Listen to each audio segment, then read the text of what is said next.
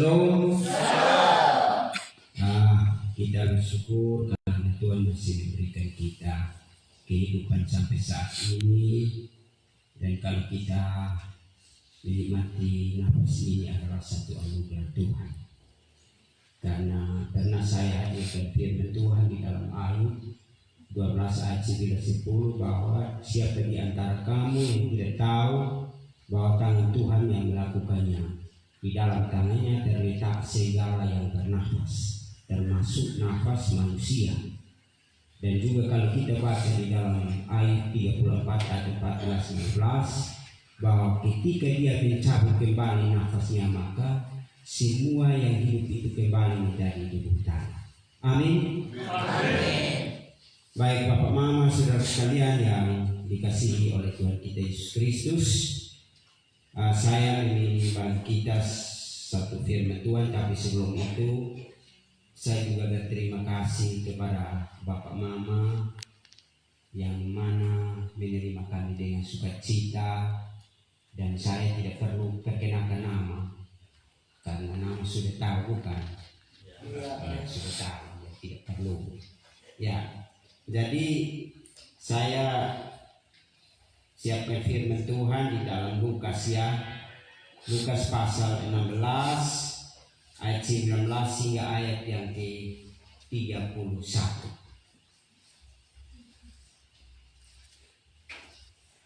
Lukas pasal 16 ayat 19 hingga ayat yang ke-31.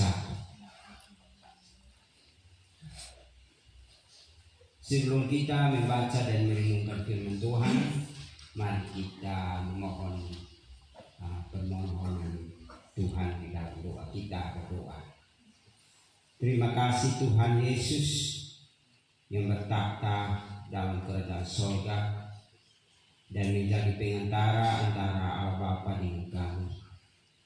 Kami juga bersyukur atas kuasa penyertaan Roh Kudus-Mu boleh menuntun kami sepanjang hidup ini, mulai dari tadi siang, baik kami yang dari Soe, anak Tuhan yang dari Kupang, kami bertemu dan kami bergandengan tangan, dan kami juga datang sampai di sini. Walaupun kami mengalami berbagai hal di tengah jalan, tetapi itulah kehendak Tuhan. Karena kalau kami melihat masuk dalam providensi Allah, segala sesuatu yang terjadi di bawah kolong langit ini, semuanya itu ditetapkan oleh Tuhan. Baik itu susah pun senang, itu juga ditetapkan oleh Tuhan. Maka saat ini kami tetap bersyukur kepada-Mu. Dan saat ini kami bertemu dengan anak Tuhan di persekutuan doa Getsemani Waimuke ini. Dan mereka juga menerima kami dengan sukacita untuk kami boleh sama-sama melayani satu dengan yang lain. Terutama saat ini kami akan memberitakan firman Tuhan, baik kami sebagai pemberita maupun kami sebagai pendengar. Tuhan buka pikiran kami sehingga ketika kami mendengar firman, biar tertanam dan tertaruh dalam kehidupan kami. Satu oknum yaitu kuasa setan, kuasa iblis yang akan mencari jalan untuk mengalihkan pikiran kami ke tempat yang lain dengan hal mengantuk dan lain sebagainya. Biar Tuhan Engkau datang dan menguasai kami sehingga ketika kami mendengar firman, biarlah roh kami menyala-nyala untuk melayani Tuhan. Ini doa dan ini harapan kami. Mari sambut dan ampuni kami dalam Kristus Tuhan kami yang adalah firman yang hidup itu. Kami datang dan berdoa kepada-Mu. Terima kasih Tuhan. Amin. Baik, saya jemput kita berdiri, dan saya pikir di sini ada banyak pegang Alkitab, dan saya tidak baca di sini, satu orang satu ayat. Nanti Bapak Mama yang baca mulai dari perikopnya. Ini Lukas 16 ayat 19 hingga ayat yang ke-31. Silakan. Lukas pasal 16 ayatnya yang ke-19 hingga ayatnya yang ke-31. Pikul orang kaya dan Lazarus yang miskin.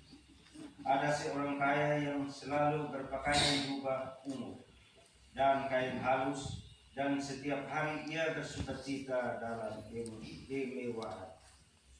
Dan ada seorang penulis bernama Lazarus, badannya penuh dengan borok, berbaring dekat pintu rumah orang kaya itu.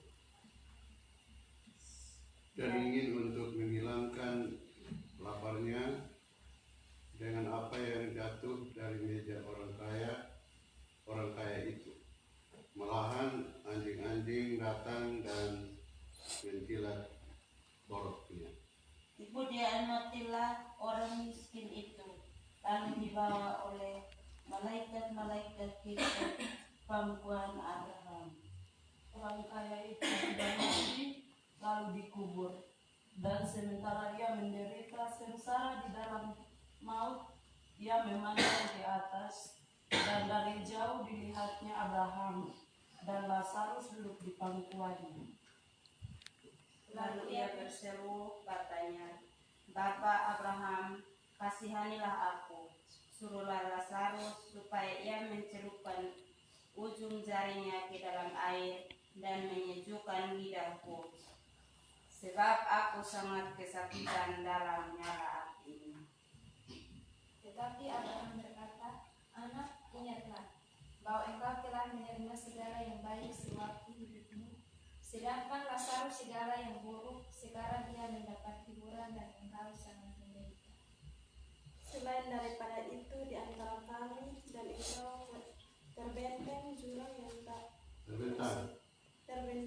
jurang yang tak berseberangi, supaya mereka yang mau pergi dari sini kepadamu ataupun mereka yang mau datang dari situ kepada kami tidak dapat menyeberang." Kata orang itu, "Kalau demikian, aku minta kepadamu, Bapa, supaya engkau menyuruh dia ke rumah air. Sebab masih ada 5 orang saudaraku, supaya ia memperingati mereka dengan sungguh-sungguh, agar mereka jangan masuk ke dalam tempat penderitaan ini." Tetapi kata Abraham, ada pada mereka kesaksian Musa dan para nabi. Baiklah mereka mendengarkan kesaksian. Jawab orang itu, "Tidak, Bapak Abraham, tetapi jika ada seorang yang datang dari antara orang mati kepada mereka, mereka akan bertobat." Kata Abraham kepadanya, "Jika mereka tidak mendengarkan kesaksian Musa dan para nabi, mereka tidak juga akan mau diyakinkan, sekalipun oleh seorang yang bangkit dari antara orang mati." Baik, yang dikatakan kepada dia adalah kita yang mendengar firman Tuhan dan mau memelihara di dalam kehidupan kita. Terima kasih dan silakan untuk kembali. Baik, sekali lagi shalom. Semangat sedikit supaya kita dengar firman Tuhan dengan baik. Ya, baik Bapak Mama saudara sekalian, bukan firman ini asing bagi kita, tapi kita sedang berulang-ulang kali mendengar, baik di gereja, di setiap ibadat-ibadat, pasti firman ini juga dibacakan dan Bapak Mama sudah tahu tentang Lazarus dan orang kaya. Dan kalau kita dibaca di sini, saya memberikan tema, yaitu hidup ini adalah kesempatan. Ya, seperti yang tadi lagu yang kita dengar, hidup, kematian itu titik-titik, dan kematian itu titik-titik, mestinya kita harus jawab titik-titik itu. Ya. Nah, Bapak Mama saudara sekalian yang dikasihi oleh Tuhan kita Yesus Kristus, kalau yang dikatakan hidup ini adalah kesempatan, berarti sampai saat tidak ada kesempatan lagi. Betul atau tidak? Betul. Ya. Maka itu saya teringat satu firman di dalam Yohanes 9 ayat yang keempat. Dia begini, "Kita harus mengerjakan pekerjaan Dia yang mengutus aku selama masih siang, akan datang malam tidak di mana tidak ada seorang pun yang dapat bekerja. Yesus yang katakan, bilang kita harus bekerja pekerjaan yang Dia mengutus aku. Selama masih hari siang, yang akan datang malam tidak ada yang mau bekerja lagi. Nah, kalau di sini Bapak Mama saudara sekalian, kalau saat siang itu dianggap bahwa kita masih hidup. Tapi kalau sudah saat mati, apakah kita melayani Tuhan lagi atau tidak? Tidak lagi. Kita tidak melayani Tuhan. Maka itu yang saya berikan tema bahwa hidup ini kesempatan. Nah, yang tadi tema kecil itu mati titik-titik. Mati itu adalah titik-titik. Kita harus doa. Mati itu adalah pasti. Dan tidak ada yang dikatakan tidak ada yang mau mati. Dan kita juga melihat tiap hari orang mati. Nah, kapan mati? Bisa kapan mati? Dan kata mati ini muncul pada waktu kejadian penciptaan itu. Kalau kita melihat di dalam kejadian 2 ayat yang ke-16-17, dia bilang begini.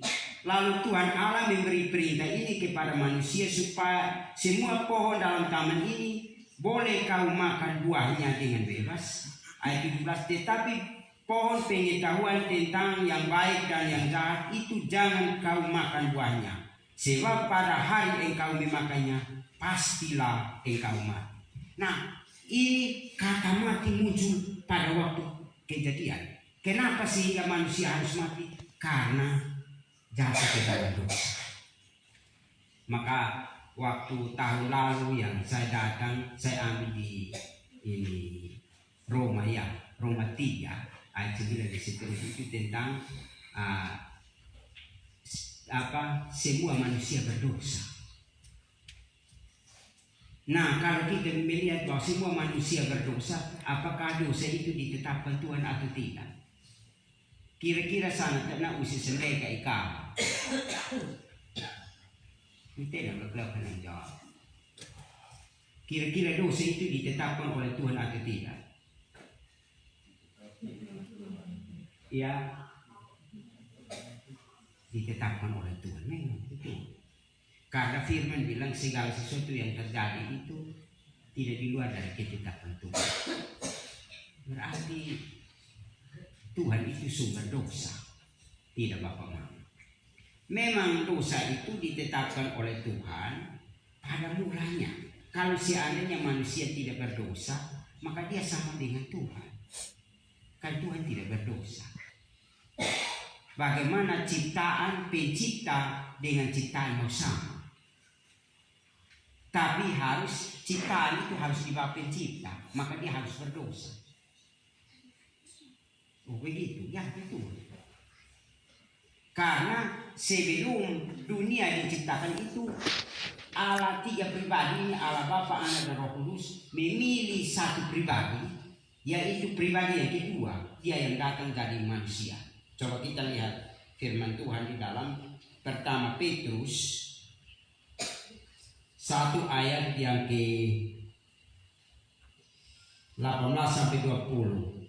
Coba siapa coba baca itu. Pertama Petrus 1 ayat 18 sampai ayat yang ke 20. Pertama Petrus ayat 1.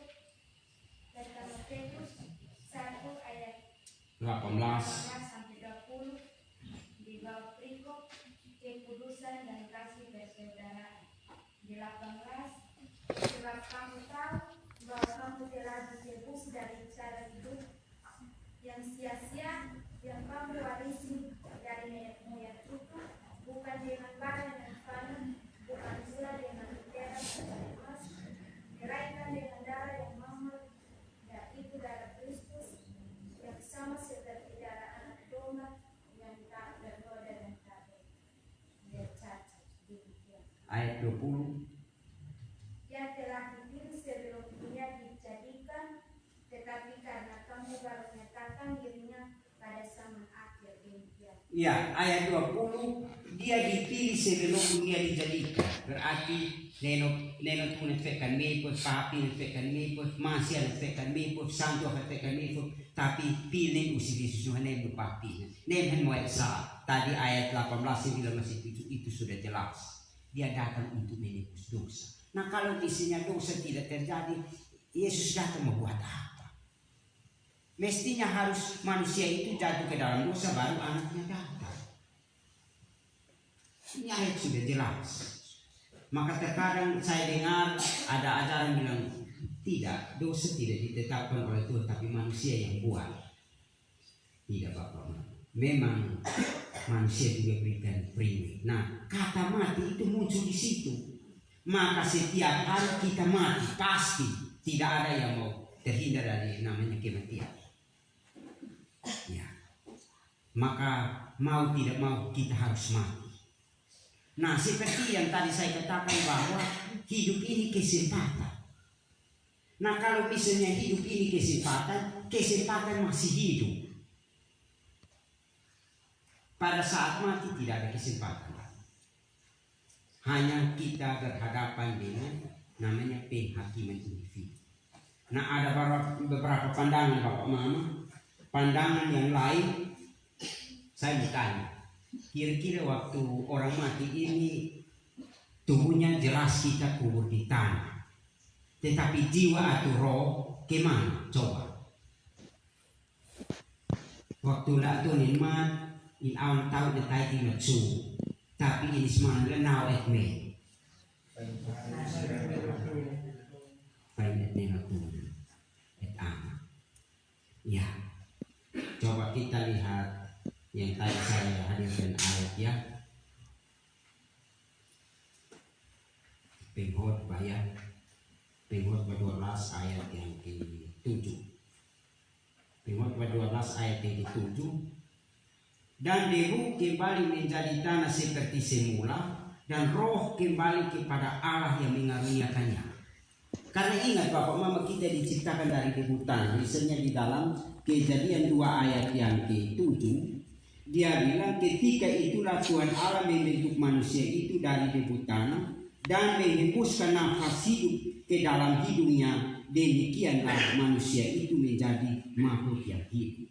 Jadi dia menciptakan kita dari debu tanah dan menghembuskan nafasnya dan kita menjadi makhluk hidup. Nah, seperti tadi Pengkhotbah 12 ayat 7 bahwa debu kembali menjadi tanah seperti semula dan rohnya kembali kepada Allah Bapa Sang Pencipta itu, seperti yang tadi jawab.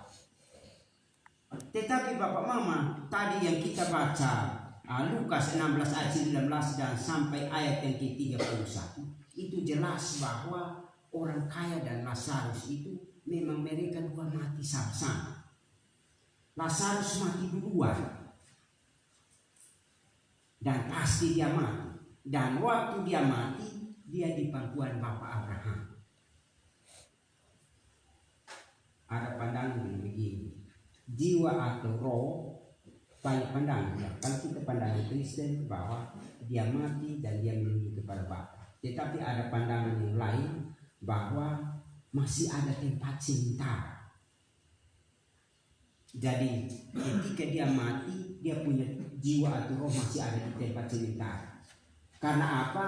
Dia punya pemahaman karena belum ada penghakiman. Maka kalau kita baca Matius 25 ayat 31-32 dan seterusnya, itu berbicara tentang penghakiman terakhir. Jadi dong punya pemahaman bahwa orang mati ini memang kuburnya kita kubur di tanah, tubuhnya, tetapi jiwa atau rohnya belum masuk surga, masuk neraka, masih ada di tempat sementara. Tapi terkadang saya bertanya, tempat sementara itu nama apa? Orang itu tidak bisa jawab. Pernah kami ada persiapan kuburan untuk orang mati, saya tanya salah satu majelis. Saya bilang kira-kira yang mati ini dia punya jiwa atau roh itu di mana? Nah, masih ada di tempat sementara. Saya tanya bilang, tempat sementara itu nama apa? Saya tidak tahu. Saya bilang, kau tidak tahu tapi kau punya dasar pemahaman bahwa masih ada di tempat sementara itu. Kau tahu dari mana bahwa masih ada tempat sementara?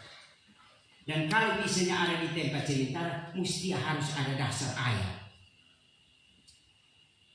Dia tidak jawab. Tetapi saya katakan bahwa manusia itu mati, setelah mati dia sudah ada di surga. Bagi orang yang percaya kepada Yesus. Sedangkan orang yang tidak percaya di neraka. Maka tadi yang kita baca itu, dia orang Lazarus mati, dia langsung di pangkuan Bapak Abraham. Nah, Bapak Abraham itu di mana? Coba kita lihat Matius 8 ayat 11. Matius 8 ayat yang ke-11. Aku berkata kepadamu, banyak orang akan datang dari timur dan barat dan duduk makan bersama-sama dengan Abraham, Ishak dan Yakub dalam kerajaan surga. Berarti Bapak Abraham di surga. Nah, kalau misalnya Lazarus dia ada di pangkuan Bapak Abraham, berarti dia di surga. Sedangkan kalau kita melihat ayat selanjutnya bahwa orang kaya itu juga ikut mati. Tapi dia mati, dia di mana? Di neraka. Maka seperti yang kita lihat Lukas ya, Lukas 16 itu dia sudah jelas orang kaya itu dia suruh dia minta Bapak Abraham supaya kalau bisa Bapak Abraham menyuruh ini Lazarus datang mencelupkan jarinya ke dalam air dan menunjukkan lidahnya karena dia di dalam nyala api itu. Coba kita lihat ayatnya. Dia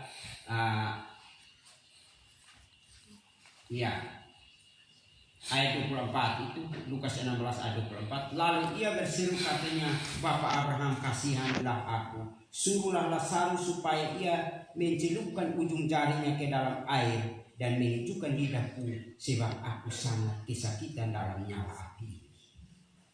Tapi Bapak Abraham bilang apa? Tetapi Abraham berkata, anak, ingatlah bahwa engkau telah menerima segala yang baik sewaktu hidupmu, sedangkan Lazarus segala yang buruk. Sekarang ia mendapat hiburan dan engkau sangat menderita. Ayat 26. Selain daripada itu, di antara kami dan engkau terbentang jurang yang tak terseberangi, supaya mereka yang mau pergi dari sini kepadamu atau mereka yang mau datang dari situ kepada kami tidak dapat menyeberang. Maka itu Bapak Mama, saya mau tekankan di sini. Biasa atau ninakat onen lehikis mangfi, onen dikipleni, onen mau eksa.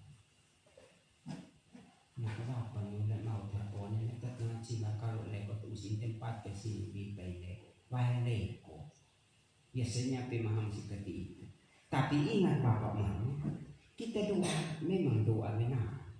Tetapi kalau dia sudah ada di surga, dia tidak butuh doa kita karena dia sedang luar biasa di sana.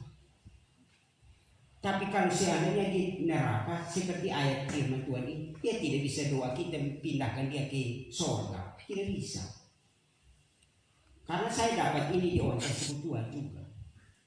Orang persekutuan pemahaman bahwa kita harus berdoa supaya mereka dapat tempat yang layak di sana. Tuhan yang menempatkan mereka, bukan doa kita. Maka kalau doa-doa arwah itu tidak bermanfaat, itu bertentangan dengan firman Tuhan. Ya, saya baca buku ayat. Saya biasa omong pakai ayat firman Tuhan supaya kita ini, ya, Imamat ya, Imamat pasal 20 ayat yang ke-6. Orang yang berpaling kepada arwah atau kepada roh-roh beramal, yakni yang bersinah dengan bertanya kepada mereka, aku sendiri akan menantang orang itu dan melenyapkan dia dari tengah-tengah bangsanya. Ini firman Tuhan bilang jangan. Kalau tidak dia lenyapkan. Lalu misalnya kita juga lihat Imamat juga 19. Imamat 19 ayat yang ke-31. Janganlah kamu berpaling kepada arwah atau kepada roh-roh beramal. Janganlah kamu mencari mereka dan dengan demikian menjadi baptis mereka. Akulah Tuhan Allahmu. Ya. Lalu misalnya Imamat 20 ayat 27. Imamat 20 ayat yang ke-27. Apabila seorang laki-laki atau perempuan dirasuk arwah atau roh keramat, pastilah mereka dihukum mati, yakni mereka dilontari dengan batu dan darah mereka tertimpa kepada mereka sendiri. Ini ayat-ayat yang melarang. Harus kalau besok semua orang nanti pulih pada polisi sama. Ya. Ulangan 18. Ulangan 18 ayat 11-12. Seorang pemetra ataupun seorang yang bertanya kepada arwah atau kepada roh keramat atau yang meminta petunjuk kepada orang-orang mati. Sebab setiap orang yang melakukan hal-hal ini adalah kekejian bagi Tuhan. Dan oleh karena kekejian-kekejian inilah Tuhan Allahmu menghalau mereka dari hadapan. Jadi sudah jelas firman-firman ini melarang kita mau berdoa buat apa. Boleh kita mesej mereka, nah lain Sinai mau SIU mereka siapa? Itu bagian dari kita menghargai. Tetapi kalau mau berdoa kepada mereka untuk selamat tidak punya manfaat. Atau meminta berkat dari arwah, itu tidak ada manfaat. Kan itu manfaat karena ini bertentangan dengan ayat-ayat firman Tuhan yang saya baca tadi. Maka itu saya mau sengaja untuk mau baca ayat ini firman Tuhan ini supaya kita tahu ketika orang mati itu mati langsung surga dan langsung neraka dan tidak ada mutasi di sana, tidak ada pindah-pindah di sana. Dan ketika pasti pada waktu mati tidak ada kesempatan lagi. Maka kesempatan yang ada masih hidup. Nah, kesempatan itu buat apa? Ya, saya catat, saya teringat ada 3 poin. Kesempatannya untuk apa? Kesempatan untuk percaya Yesus. Dan saya percaya bahwa orang-orang persekutuan ini namanya orang Kristen sudah percaya Yesus. Tidak mungkin tidak percaya. Coba komentar, percaya Yesus, percaya. Beriman, ya aku beriman. Tetapi ingat bahwa kita percaya Yesus mesti tunjukkan dalam perbuatan. Kalau tidak tunjukkan dalam perbuatan, orang bilang aku beriman tapi tidak melakukan ini perbuatan, maka iman itu mati. Misalnya Yakobus 2 ayat yang ke-17. Ya. Demikian juga halnya dengan iman. Jika iman itu tidak disertai dengan perbuatan, maka iman itu pada hakikatnya mati. Ya. Lalu kita masuk ke ayat 24. Jadi kamu lihat bahwa manusia dibenarkan karena perbuatan-perbuatan dan bukan hanya karena iman. Tapi beriman dulu baru bisa melakukan perbuatan. Tapi kalau tanpa iman dan lalu melakukan perbuatan, Yesaya 64 ayat 6 dia bilang apa? Perbuatan itu seperti kain kotor. Allah tidak terima itu, Tuhan tidak terima perbuatan baik itu. Harus percaya Yesus iman baru bisa tunjukkan di dalam perbuatan baik. Ya. Jadi maka itu kesempatan selagi masih hidup itu kesempatannya untuk percaya Yesus. Percaya Yesus. Dan seperti yang tadi saya katakan bahwa kita anak-anak persekutuan atau orang Kristen tidak mungkin tidak percaya Yesus. Tapi yang melakukannya bagaimana? Itu yang problem. Bahkan ketemu atau di Kristen ini poin uteh atau di Kristen mau terlepas nalu atau beli. Nalu itu boleh masa sana lah. Saya bilang ini kira-kira dia bagaimana. Sementara banyak sekali ayat firman. Maka waktu kami di mana saya hadirkan banyak ayat firman itu tentang mabuk. Nah, poin kedua bapak si mau matunya itu. Matunya dan ini mengetol kayak apa-apa. Tapi memang itu firman Tuhan. Karena Yesus bilang apa? Tidak dilahirkan kembali tidak mendapat bagian dalam kerajaan surga. Ingat bahwa 2 tokoh besar baik Yesus maupun Yohanes sebelum memberitakan firman, mereka memberitakan bertobatlah sebab kerajaan surga sudah dekat. Misalnya di dalam Matius 3 ayat yang kedua, itu Yohanes ya. Matius 3 ayat yang kedua, bertobatlah sebab kerajaan sorga sudah dekat. Mitisna karena plemet-plemet Tuhan haumake. Lalu misalnya datang kepada Yesus. Matius 4 ayat yang ke-17. Dia bilang, sejak waktu itulah Yesus memberitakan, bertobatlah sebab kerajaan sorga sudah dekat. Dua tokoh besar ini pada waktu memberitakan firman Tuhan, dia pada waktu itu memberitakan dahulu bertobat. Kalau itu ini kena pisah maski nak Kristen sulam, tapi kalau ingin nak voice of a few, dan pernah saya katakan begini, kalau orang lahir 2 kali bisa mati 1 kali, tetapi kalau misalnya lahir hanya 1 kali bisa mati 2 kali, yaitu mati di dunia dan mati di akhir. Kalau dia lahir 1 kali, tapi kalau dia lahir 2 kali, maksudnya apa? Lahir waktu dia keluar dari kandungan ibunya, lalu dia lahir kembali.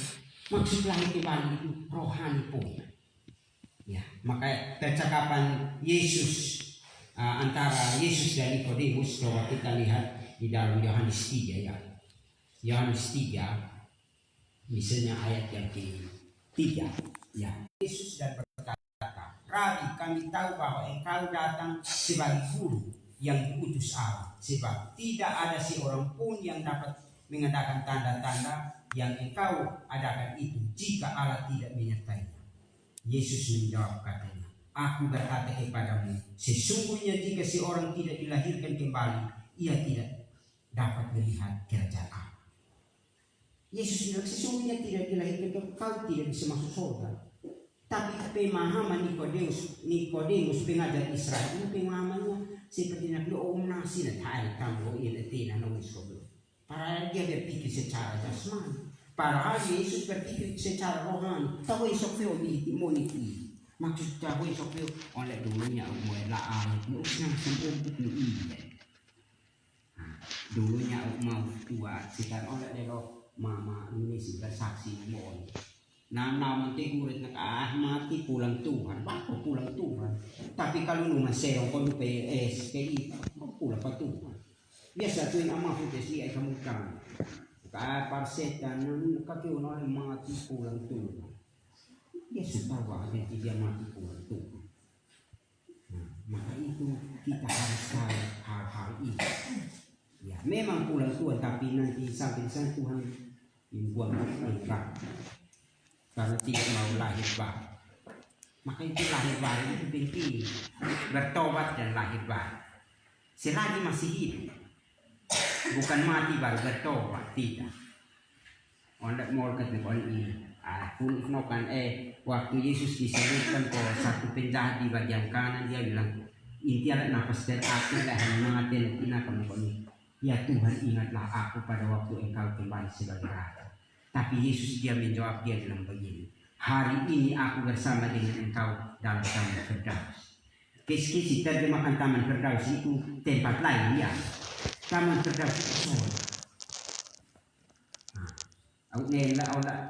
Nah, pengajar nak pendeta sini dia pembahasan paradisos turun bahasa Inggris paradis dia artinya surga. Pak itu Firdaus. Ya, maka Yesus bilang, hari ini aku bersama dengan engkau dalam taman Firdaus itu di surga. Dia nak kafir bapak etbare. Kalau etbare teta berarti waktu Yesus dia berdoa kepada bapaknya, Bapa ke dalam tanganmu aku serahkan rohku. Berarti bapak itu di surga. Ya, maka itu kita harus ada pemahaman sesuai dengan firman Tuhan. Ingat bahwa sola scriptura yang dimana Martin Luther dan dia tetapkan 5 sola termasuk sola scriptura hanya firman Tuhan, Alkitab yang kita harus sebagai jalan dan kebenaran kita. Tidak bisa yang lain-lain, tidak bisa pemahaman. Ya. Sekarang ini banyak bertebaran di media sosial, ada yang ini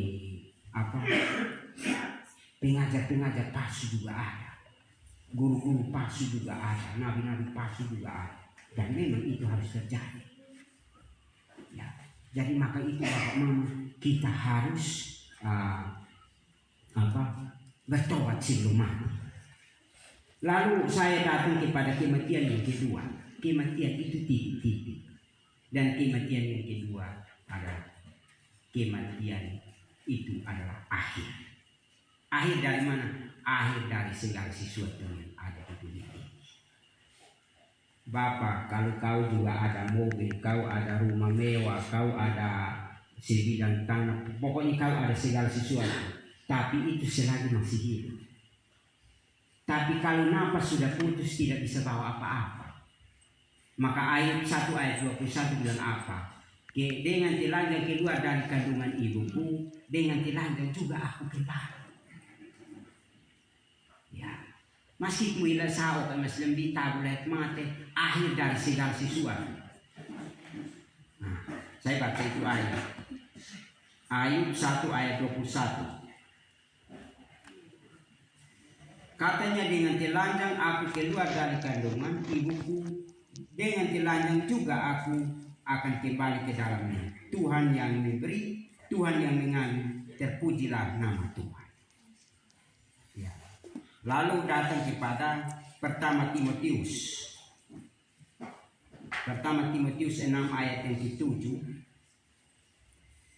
Sebab kita tidak membawa sesuatu apa ke dalam dunia, dan kita pun tidak dapat membawa apa-apa keluar. Maksud kita tidak membawa apa-apa sesuatu masuk di dalam dunia, kita dilahirkan. Tapi pada waktu kita keluar dari dunia, pada waktu kita mati, tidak bawa apa-apa. Ini ayat-ayat firman Tuhan. Satu lagi, Pengkhotbah 5 ayat 14. Pengkhotbah 5 ayat yang ke-14.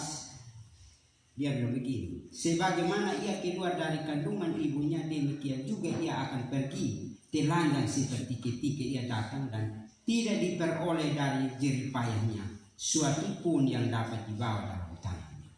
Dan ketika sana, Bapak, dituai man siya ini pun ala sa maski na mas tabos na saknat fekat na kaunawan ng hintahan ato. Le alumam permisi ya.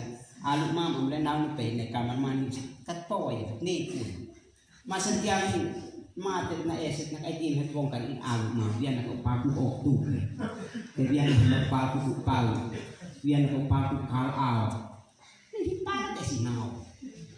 Alumam oh. May isasay din alumam. Ay misalnya sekarang HP ditumpap sa HP di na. Ifermat na ketik pasangan maka itu kematian itu kematian itu akhir dari segala sesuatu. Ya. Lalu saya datang kepada hidup ini kesempatan buat apa? Hidup ini kesempatan untuk berbuat baik. Berbuat baik. Coba tadi kita lihat Bapak Mama. Lazarus dengan orang kaya. Kalau orang kaya dia berbuat baik, pasti dia membuat Lazarus ini, berikan dia pakaian yang baik, memberikan makanan kepada Lazarus. Tetapi tadi bacaan bilang apa? Orang miskin itu datang, dia punya tempatnya di bawah meja. Jadi usik nasa dia isikan dia ini nok aus. Aus ini memang lain ini sah. Apakah orang kaya itu jahat? Kalau dia jahat, pasti dia usir itu Lazarus. Tapi dia tidak jahat. Maka setiap hari Lazarus datang ke pintu rumahnya. Tapi yang anunya itu orang kaya itu tidak buat baik. Ya, ingat bahwa bukan masuk surga itu berbuat baik ya. Itu masuk surga hanya iman, percaya kepada Yesus. Baru kita berbuat baik itu perhitungan di sana. Tapi kalau ajaran bilang mari kita berbuat baik untuk masuk surga, itu ajaran sesat.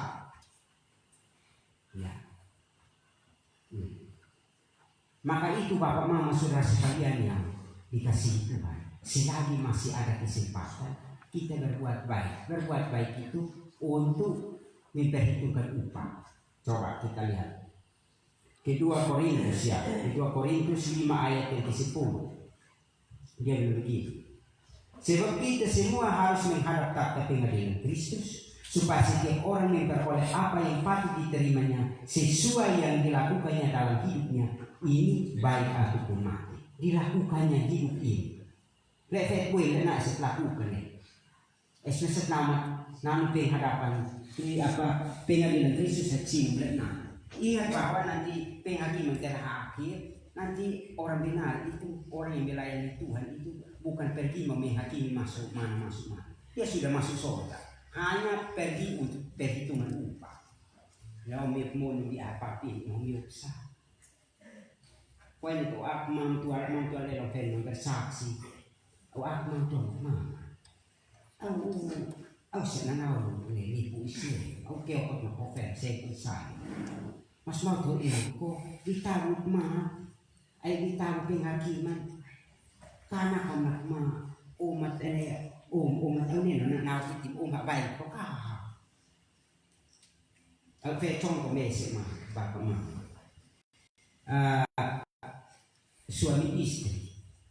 Suami ini dia datang ojek, istri datang di gereja, masuk rumah ibadah. Tiap hari dia hanya ojek datang kasih turun istri di muka gereja dan istri masuk berdoa dia pulang. Begitu terus. Pada waktu satu ketika mereka mati semua,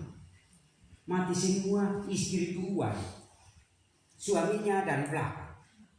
Si nem oleh malaikat haik on laah.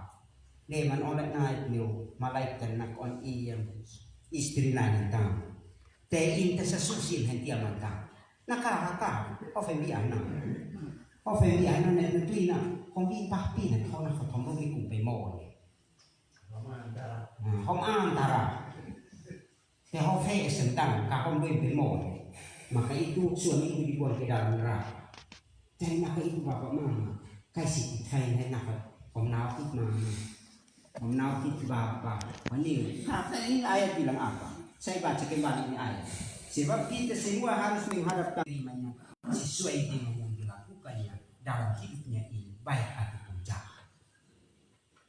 Saya baca tambah satu firman Wahyu 22 ayat yang ke 11-12 ya. Ini tentang yang perbuatan-perbuatan di dunia ini. Barang siapa yang berbuat jahat, biarlah ia terus berbuat jahat. Barang siapa yang cemar, biarlah ia terus cemar. Dan barang siapa yang benar, biarlah ia terus berbuat kebenaran. Barang siapa yang kudus, biarlah ia terus menguduskan dirinya. Ayat 12. Sesungguhnya aku datang segera, dan aku membawa upahku untuk membalas kepada setiap, bukan berkelompok, kepada setiap orang menurut perbuatannya. Jadi kais ondak tak lek ubi umenan to ok mama no an. Ya o sesuai to na an kan ondak mama. Au fe ba. Au mama bis no kan men yo. Bit ne na hadi ku ano ok wa ka to si ta buwa.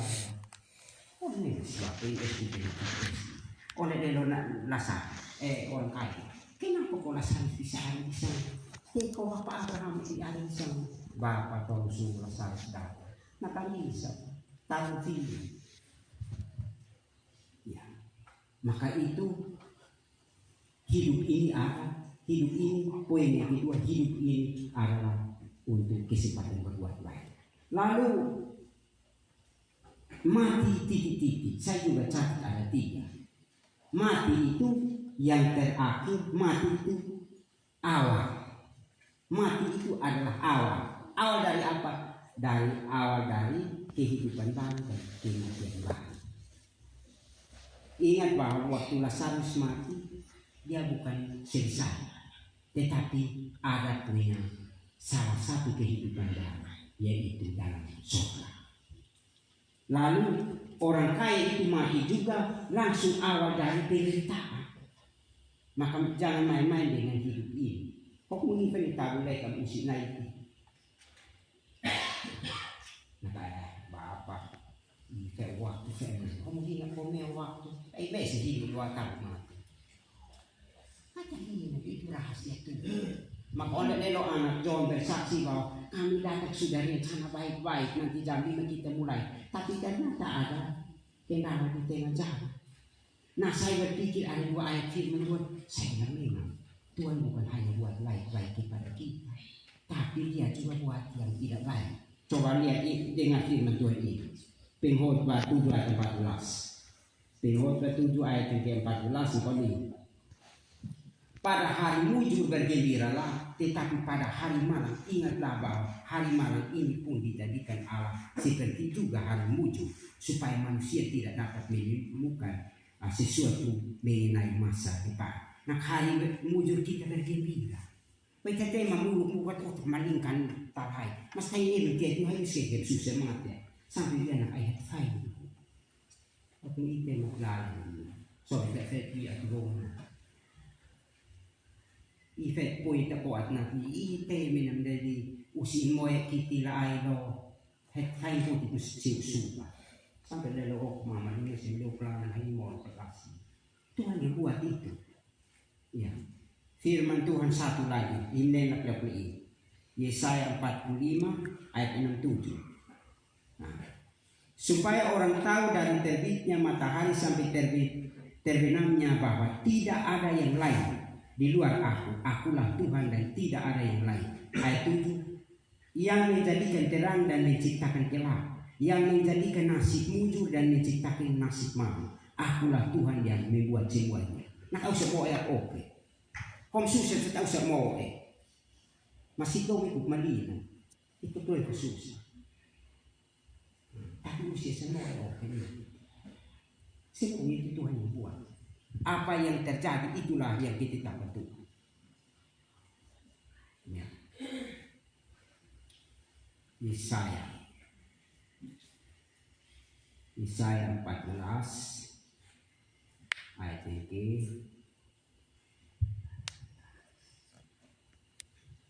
ya, saya 24.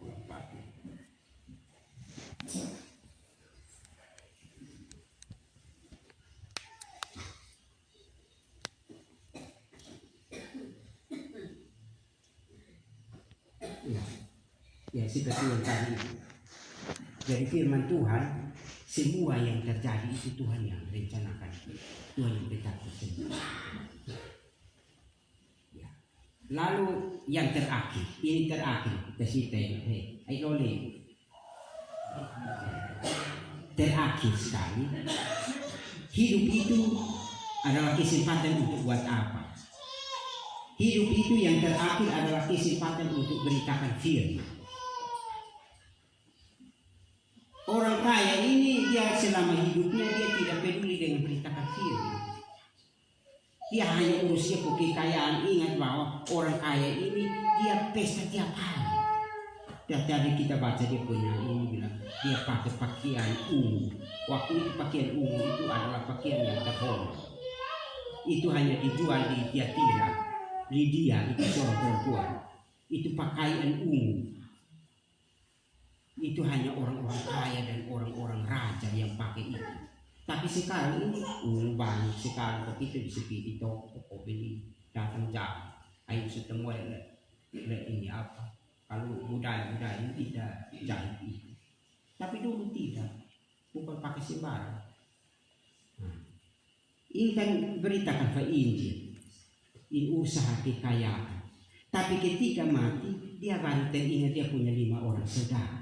Untuk beritakan Injil supaya mereka jangan masuk dalam neraka ini, tapi harus datang ke tempat senang.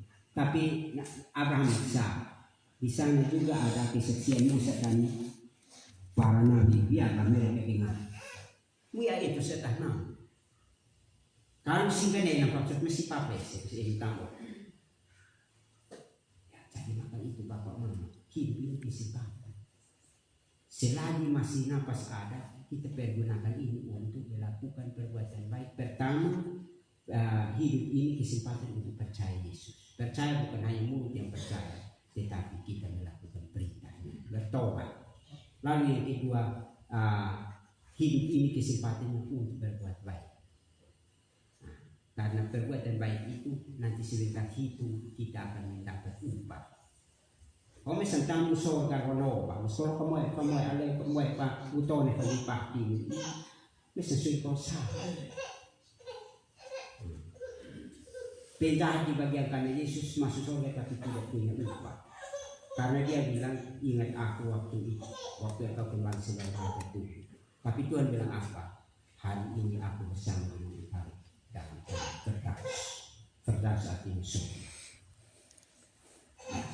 Jadi maka itu Bapak Mama, saya percaya bahwa anak-anak Tuhan kita sudah berbuat baik, sudah termasuk kami yang datang ini, kami menerima kami, itu juga ini perbuatan baik. Apalagi kayak ini hanya kata niuno, saya baca ayat ini ya, Matius 10 ayat 42. Dan barang siapa memberi air sejuk secangkir saja pun kepada salah seorang yang kecil ini, karena ia muridku, aku berkata kepadamu, sesungguhnya ia tidak akan kehilangan upahnya daripada. Secangkir kalau dalam bahasa aslinya air putih kosong. Air putih kosong. Nah, konfer oe klases putih nula ko awian tak kosong vero ko awian pasti tidak kehilangan upah. Apalagi kalau misalnya mana oe lak reko poktan tahu tidak poktan tahu masih lak reko poktan oe putar lak reko tak. Apalagi ini oe pamatan hanya memang luar biasa. Itu namanya perbuatan baik. Nanti itu baru diperhitungkan. Jerih payah yang tiap hari kita bersekutu dengan Tuhan tidak sia-sia. Saya akhiri dengan satu firman. Pertama Korintus 15 ayat 58.